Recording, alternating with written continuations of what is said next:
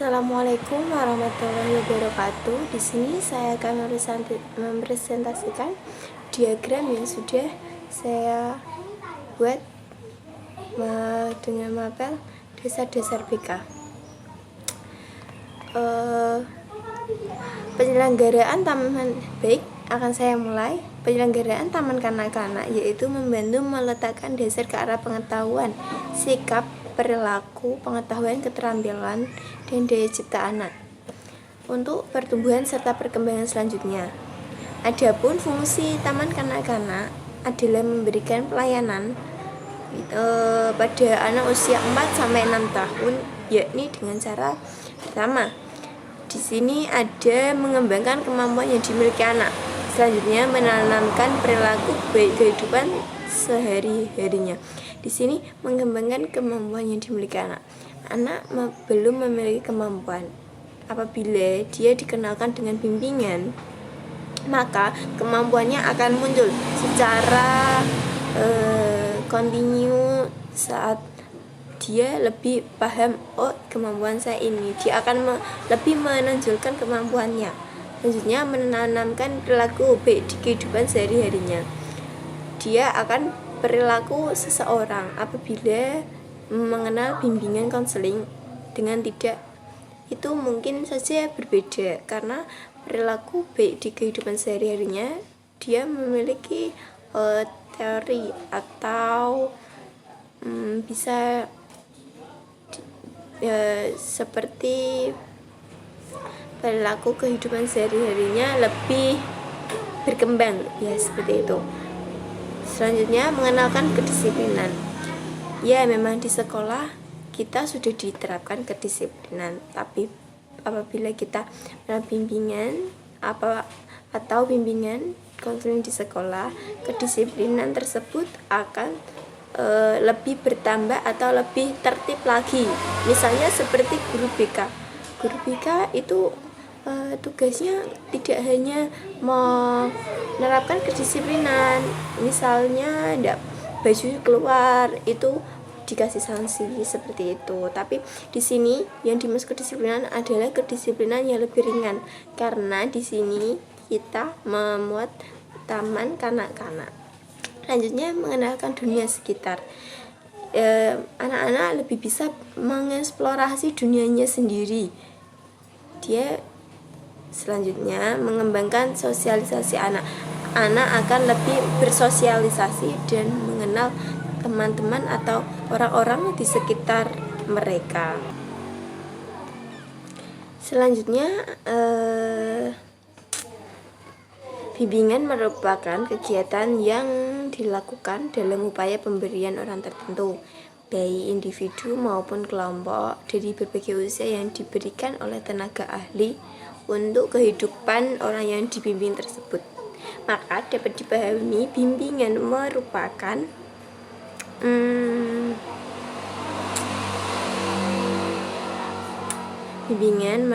bantuan yang diberikan kepada individu atau kelompok orang supaya berkembang menjadi pribadi yang mandiri. Pribadi mandiri memiliki 4 aspek, yaitu pertama mengenal diri sendiri dan lingkungannya. Selanjutnya mengambil keputusan. Yang ketiga menerima diri dan lingkungan secara positif dan dinamis. Keempat mengalahkan diri. Selanjutnya, secara umum bimbingan di taman kanak-kanak bertujuan untuk membantu anak didik supaya dapat mengenal dirinya dan lingkungannya, sehingga dapat menyesuaikan diri melalui tahap peralihan dari kehidupan di sekolah maupun masyarakat di sekitar anak. Di sekolah, guru merupakan unsur yang terpenting. Tugas guru dalam mengelola kegiatan mengajar di taman kanak-kanak bukan hanya mengembangkan aspek kognitif dan psikomotor, melainkan juga mengembangkan aspek efektif. Tujuan bimbingan untuk membantu individu adalah pertama, kebahagiaan hidup pribadi, selanjutnya hidup bersama individu lain, selanjutnya kehidupan produktif dan efektif di masyarakat. Kebahagiaan hidup pribadi kehidupannya akan lebih bahagia, atau dia tujuan bimbingan, ikut bimbingan ya untuk membahagiakan hidupnya, atau kalau masalah bisa menyelesaikan masalah, jadi kita tidak memiliki beban. Selanjutnya, hidup bersama individual, dia mampu bersosialisasi dengan orang lain, dengan siapapun. Dia bisa hidup dengan orang lain, banyak orang maupun 2 orang, 3 orang, itu sudah biasa. Selanjutnya, kehidupan produktif dan efektif di masyarakat.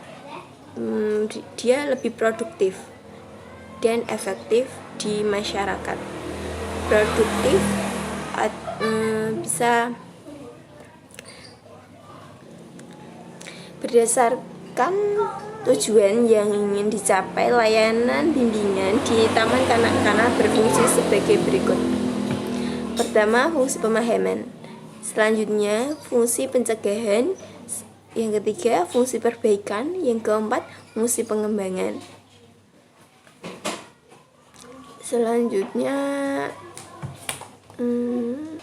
Selanjutnya kita bicara soal ruang lingkup bimbingan konseling.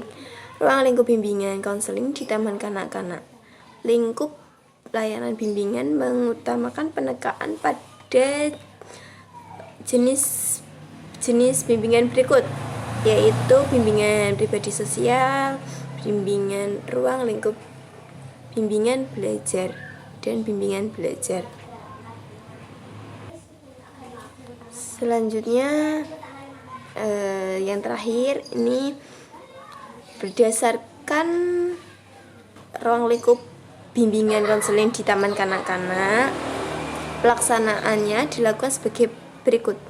Yang pertama, pendekatan pengembangan pribadi. Selanjutnya, pendekatan instruksional dan interaktif. Lalu terakhir, pendekatan dukungan sistem. Baik, cukup sekian presentasi dari saya, kurang lebihnya mohon maaf yang sebesar-besarnya. Assalamualaikum warahmatullahi wabarakatuh.